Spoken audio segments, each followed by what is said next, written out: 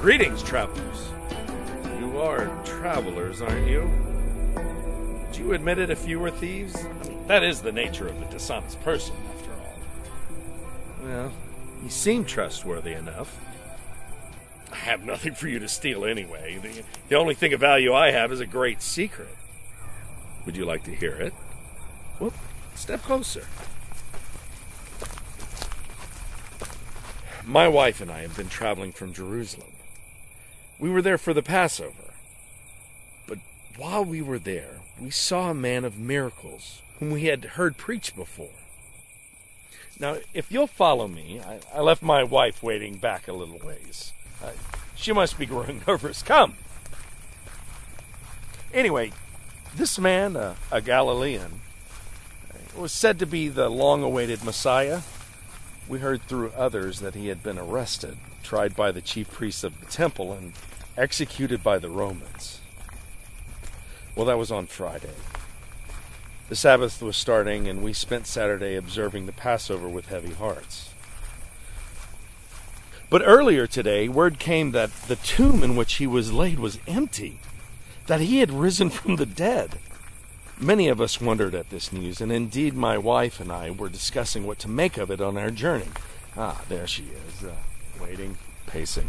When we were met on the road by a stranger who took an interest in our conversation.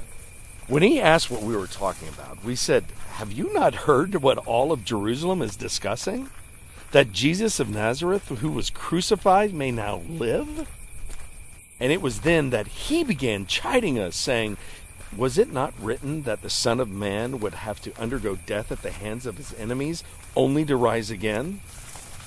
And he began reciting line after line of prophecies in which that truth was revealed. By then it was nearly dusk, and we asked if this stranger might tarry with us, dine with us, and teach us more. He said he would, and as my wife set down the bread and poured the wine, he paused, looking up to heaven, and gave the blessing. It was then that our eyes were opened, and we knew it was the Lord.